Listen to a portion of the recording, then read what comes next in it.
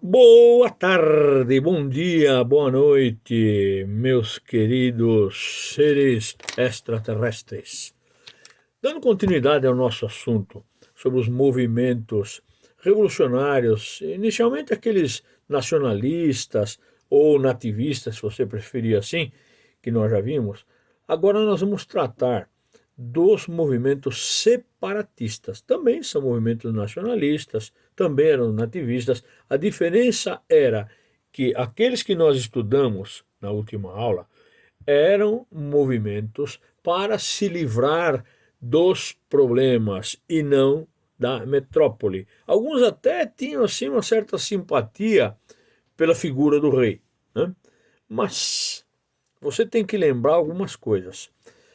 A época que nós estamos estudando, final do século XVIII, é uma época de mudança de mentalidades, é uma época de rupturas. As pessoas no mundo inteiro estavam questionando o absolutismo. Graças aos franceses, aos iluministas, havia uma visão nova de mundo, uma visão onde a liberdade, a igualdade, a fraternidade deveriam ser levadas em consideração. E você já sabe que essa ideia de liberté, égalité, fraternité, ela trazia alguns compromissos e algumas contradições. Compromisso com a liberdade é algo muito bonito quando você quer se livrar do, do país que te domina, né? É um imperialismo sufocante, então é legal a liberdade. Mas libertar os escravos não fazia muito assim o gênero dos revolucionários, né? Depois isso vai acontecer. Mesmo dentre os franceses, havia uma dificuldade muito grande nesse sentido. Tanto que, após a Revolução Francesa, a França ainda tinha escravidão no Haiti, chamado de São Domingos. Nós vamos ver isso daqui a pouquinho.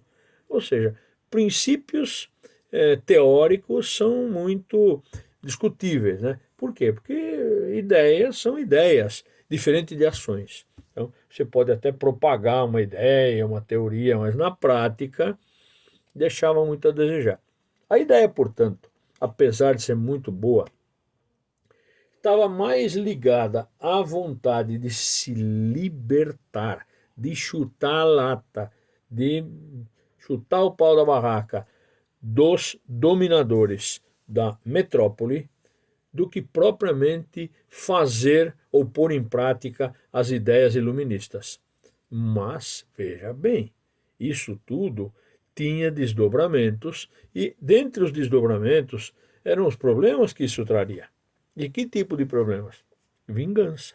Como assim vingança? Claro, imagina só, você chega aqui no Brasil, começa com ideias de mandar os portugueses embora, de formar um novo exército particular, de proclamar uma república.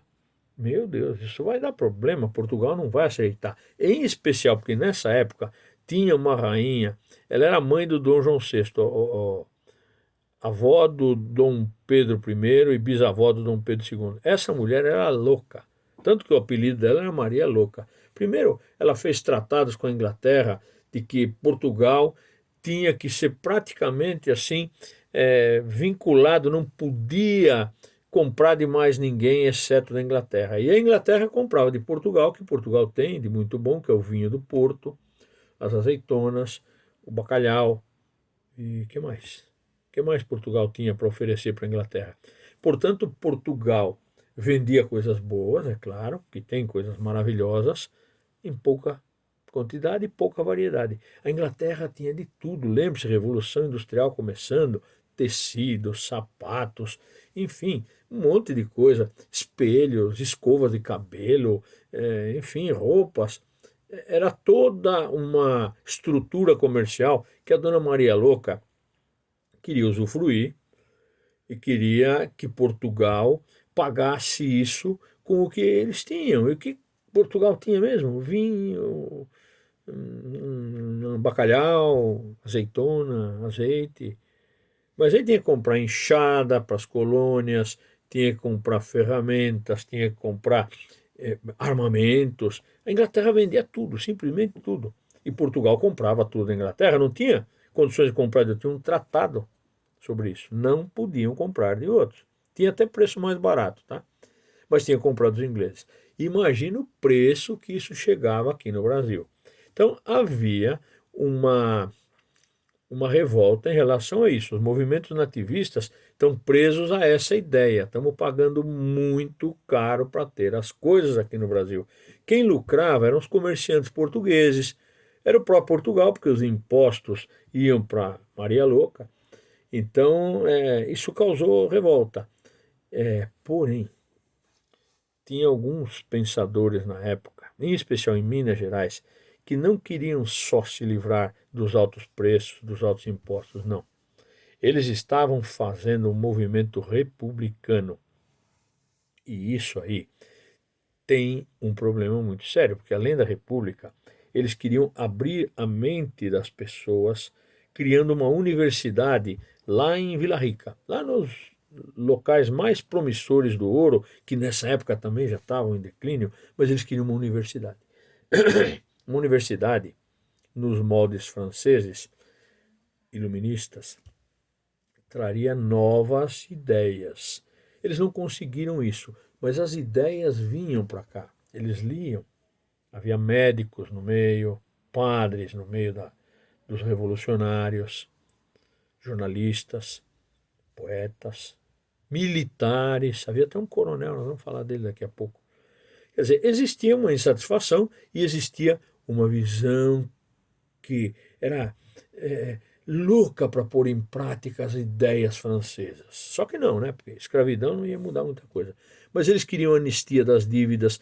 Minas Gerais devia uma barbaridade, em especial porque lá em 1750, um pouco antes desse movimento revolucionário, a rainha decretou uma nova forma de taxar o ouro chamado derrama. Era um absurdo.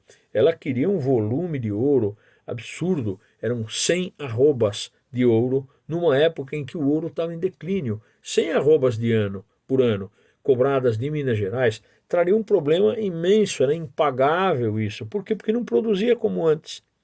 Só que o Brasil não foi pagando, o Brasil não é uma colônia, né? Minas Gerais, por isso que chama Minas Gerais, as minas de ouro, não tinham mais condições de pagar isso, mas ela continuou exigindo e a gente continua não pagando. E quando você não paga uma coisa que você deve, você fica devedor. O que eles queriam? República, ui, a rainha não vai gostar. Eles queriam universidade, não vai dar certo.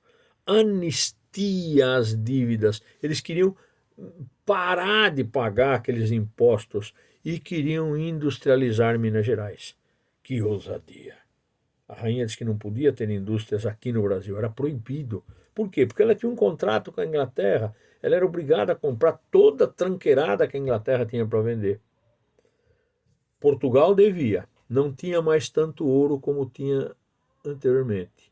Cria uma legislação de cobrança de impostos que era uma verdadeira barbaridade. Fiscalização era um Big Brother. Gente o tempo inteiro vendo o que estava rolando. Tinha as casas de fundição que você já conhece. O ouro que passava por lá tinha que ser taxado, numerado, tributado. E a rainha queria derrama. Era muita coisa. Não tinha como pagar. Outra coisa. Então, esses revolucionários começaram a propor: vamos proclamar a República, vamos criar uma universidade, vamos exigir anistia das nossas dívidas, vamos industrializar Minas Gerais e vamos ter um exército, uma guarda nacional. Ai, ai, ai. Até bandeira própria eles chegaram a fazer. Você já viu aquela bandeira aqui em Minas Gerais até hoje, tem um triângulo, né? Liberdade ainda que tarde, ou liberdade ainda que venha tardiamente, né? Mas tem uma coisa, hein? Esses caras, eles deviam para Portugal, eles eram produtores de ouro, estavam em declínio, mas eles tinham escravos, eles não queriam libertar os escravos, não. Quem são esses caras? Bom, um rico comerciante, tá? João Rodrigues de Macedo, tinha o Tomás Antônio Gonzaga, o Cláudio Manuel da Costa, o Alvarenga Peixoto, que eram poetas, jornalistas da época, tá? Tinha um médico, o Zé Vieira Couto, era médico, né? Tinha dois padres, o José Rolim e o Carlos Toledo, quanta gente envolvida. E gente de nível, vamos dizer assim, mais abastado, tá? Com ideias iluministas, como você já sabe. Estavam revoltados, era uma revolta acumulada. Para acabar de ajudar, Portugal tinha tido um terremoto em 1755. Essa é uma das razões deles aumentarem os impostos. Acabou com Lisboa. Acabou. Lisboa precisava ser reconstruída e para reconstruir precisa de dinheiro. Nessa época, quem cuidava de Portugal, das finanças, era o Marquês de Pombal. O Marquês de Pombal foi muito cruel na cobrança de impostos. Então você imagina que uma chuva de fiscalizações e impostos, movimentos separatistas começam a rolar. Esse movimento recebe o nome Conjuração Mineira. Tá? Conjuração Mineira ou Inconfidência. Tanto faz. Em alguns livros você vai ver conjuração, em outros você vai ver Inconfidência. O nome tanto faz. Muito bem. Portugal estava endividado. Situação econômica difícil. Terremoto. Aumentando impostos. Fiscalização em cima do Brasil. Proibição de fabricar qualquer coisa aqui. E a Maria Louca lá doidinha, né? O Marquês de Pombal tinha que arrancar dinheiro de qualquer jeito. Cria-se essa lei chamada Lei da Derrama. 100 arrobas. Sabe o que são 100 arrobas de ouro? Isso é o imposto, hein, que Minas Gerais tinha que pagar. São 1.500 quilos de ouro. Tem noção de quanto vale isso hoje em dia? Eles queriam isso por ano. Foi revoltando. Imagina que desde 1750 até 1788, esse dinheiro estava se acumulando, essa dívida estava se acumulando. Não tinha ouro para pagar tudo isso. E eles não estavam pagando, por isso que eles queriam anistia também. Em 1788, explode a revolta. Pense bem, um ano antes da Revolução Francesa, que estoura 1789, e dos Estados Unidos, 12 anos depois. Ou seja, deu tempo das notícias chegarem aqui, de que os Estados Unidos tinham se livrado da Inglaterra, de que os franceses queriam fazer a mesma coisa. E olha, os franceses deram a ideia, mas não conseguiram fazer tão rápido quanto os americanos. Os americanos fazem em 1776. Aqui no Brasil, a tentativa vai ser em 1788. E na França, 1789. Ou seja, França dava as ideias, outros países puseram em prática e a gente tentou fazer uma república aqui, fazer uma revolução. Só que não. Né? E aí, quando o Visconde de Barbacena, que tinha o Marquês de Pombal, lá em Portugal, e aqui tinha o Visconde de Barbacena, outro, assim, vamos dizer, Big Brother, ele estava de olho o tempo inteiro. Qualquer sintoma de arrecadação de ouro ou de fundição de ouro nas casas de fundição, ele já mandava verificar. Bom, resumo, os mineiros não iam aguentar por muito tempo. Tá? E aí, no meio da turma de revolucionários, dos inconfidentes mineiros, tinha um coronel. Além daqueles padres que eu falei, esse coronel era um coronel do exército português. Esse coronel tinha fazendas, esse coronel tinha escravos, esse coronel tinha dívidas, porque ele também tinha mineração. Então, esse coronel entra no movimento dos inconfidentes mineiros, tá? Da conjuração mineira. Ele queria uma república. Como assim? Um coronel querendo se livrar da dominação portuguesa? Sim, senhor. E ele devia, né? Ele estava imaginando, se vier a república eu estou feito. Né? Sou coronel, vou me dar bem. Só que não. Junto com os médicos, junto com jornalistas, junto com ricos comerciantes, junto com padres, havia um rapaz, ele era um alferes, é um militar de baixa patente, devia ser mais ou menos como um cabo, né? Não era nada, era uma patente baixa dentro do exército.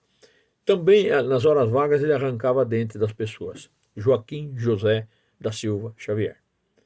Ele era subordinado ao comandante, ao coronel, que era Joaquim Silvério dos Reis, que era um latifundiário rico e devia uma nota para Portugal. Quando os planos de fazer a revolução em Minas Gerais, a conjuração mineira, né?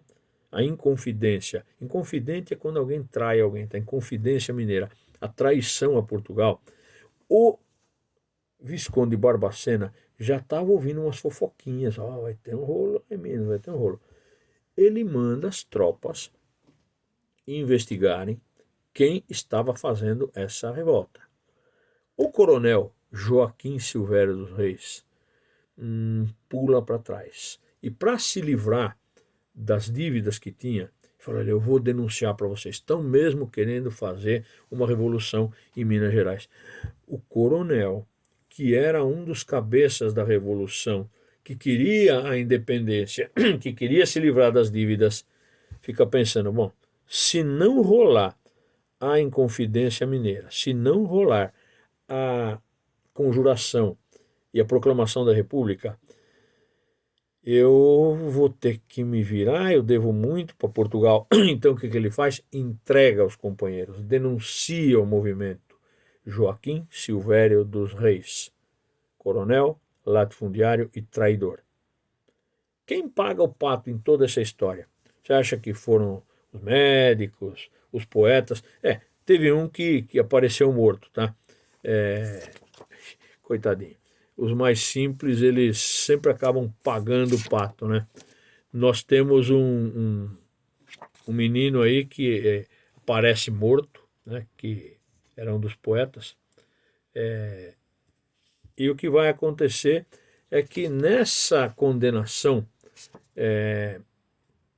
todos seriam condenados, menos o coronel, porque denunciou.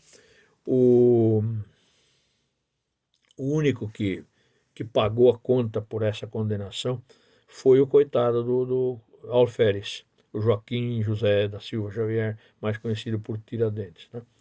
Não conseguiram realizar a revolução, tinham ideias, o processo de punição foi trocado por degredo, foram mandados para a África, mas não morreram.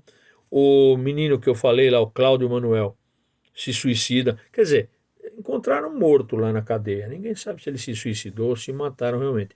Mas que foi condenado à morte por causa da conjuração mineira foi só o Tiradentes. E uma morte terrível, né? Ele foi enforcado, esquartejado. E acabou depois se tornando o herói da República Brasileira. É assim que se constrói um herói, tá? Isso nós vamos falar mais para frente. Bom, o coronel Joaquim Silvério dos Reis escapa, denuncia todo mundo e assim acaba a conjuração mineira. E o coitado de Tiradentes morreu, beleza? Mas não foi só essa não. A insatisfação corria pelo Brasil inteiro. E na Bahia também. Na Bahia, as revoltas eram as mesmas, tá? Monopólio português, os altos preços, os impostos. E uma coisa, na Bahia tem muito negro. E no Haiti também. No Haiti, os ideais iluministas influenciaram os negros haitianos. O predomínio da população em São Domingos, também chamado Haiti, é de negros. A minoria era branca. Os negros, influenciados pelas ideias iluministas, se revoltam e matam praticamente todos os franceses brancos ali, tomam o poder. Demorou, até porque a França mandou exército, levou 10 anos para os negros conseguirem se livrar da França. Mas essas notícias chegaram na Bahia. E aí falam: se os haitianos estão conseguindo se livrar dos franceses, se os americanos se livraram dos ingleses, se a França se livrou do absolutismo, nós baianos também vamos conseguir. E eles tinham planos, tá? Estavam influenciados pelos haitianos, né? Mas eles tinham planos. E os planos deles eram o seguinte: em primeiro lugar, independência de Portugal. Não queremos mais Portugal mandando aqui. Queremos uma república. Então guarda. Independência de Portugal, igual Minas Gerais. Proclamação da República, igual Minas Gerais. Estado laico, Minas Gerais não tinha isso mesmo, porque tinha 2 padres metidos lá na conjuração. Estado laico é quando um governo ou um país determina que aquele estado não tem uma religião oficial. Ele é laico, não tem uma religião oficial, obrigatória, como era naquela época. Todo mundo tinha que ser católico. Eles não queriam mais isso. Por quê? A Bahia é conhecida pelo sincretismo religioso. Eles acreditam naquelas tradições afrodescendentes, é o direito deles, né? matriz africana, eles queriam um Estado laico. E queriam o fim da escravidão. Olha aí que diferença para os mineiros. Os mineiros tinham escravos. Os baianos eram escravos. E eles queriam o fim, assim como no Haiti. Então façam uma associação sempre à motivação dos haitianos e dos baianos. É claro que tinha brancos no meio, tá? E eles queriam igualdade de direitos. Ah, esse sim estão mais perto da ideia francesa iluminista de liberté, liberdade, égalité, igualdade e fraternité. Só que Portugal reagiu. E também a conjuração baiana não foi muito longe não, tá? Mas baiano é tranquilo, sossegadinho e tal. Aliás, o nome do grupo deles era Cavaleiros da Luz, né? Porque eram iluministas. Luz, iluministas, tá? Cavaleiros da Luz. E o símbolo deles eram os búzios. Sabe búzio de jogar búzios? Era o símbolo, né? Veja que a influência de matriz africana era muito grande aí. Então, lembrando, Bahia, independência. Minas Gerais, independência. Minas Gerais, proclamar a República. Bahia, proclamação da República. Minas Gerais, se livrar dos impostos e pagar as dívidas. Bahia, queria livre comércio. Minas Gerais queria industrializar. Bahia queria comprar, vender livremente, livre comércio. A ideia, nós já falamos de Adam Smith, tá? A ideia de liberalismo econômico. Estado laico, Minas Gerais não fazia questão disso. Minas Gerais era escravocrata, Bahia queria o fim da escravidão e liberdade, igualdade e fraternidade. Obviamente, os dois foram perseguidos. Minas Gerais, você já sabe o que aconteceu, e na Bahia houve uma perseguição. Mas na Bahia, meu rei, a coisa é mais devagar, não teve a mesma punição, eles tiveram só 6 meses de cadeia, é mais tranquilo, sossegadinho e tal. Então, na Bahia, a revolução, a conjuração baiana não acaba numa tragédia, né, com morte dos líderes. É uma cadeiazinha e tal, de leve ali, mas ninguém foi esquartejado, né, não apareceu ninguém que suicidou-se, enfim. Há diferenças entre a conjuração baiana e a conjuração mineira. Conjuração mineira, inspirada nos valores franceses, mas na teoria, na prática a história é outra. Minas Gerais teve um traidor que devia grana para Portugal e entregou os amigos para não pagar a conta e se livrar da pena. Bahia, situação diferente. Eles queriam não apenas industrializar-se, mas ter liberdade comercial, livre mercado. Tá? Queriam também igualdade de direitos, que Minas Gerais não falava nada. E Bahia queria uma diferença importante, Estado laico. Tranquilo? Guarda isso. A gente se vê. Nós vamos falar mais sobre isso. Temos uma aula ao vivo sobre isso. E aí eu vou passar uma tarefa para vocês. Beijo no coração.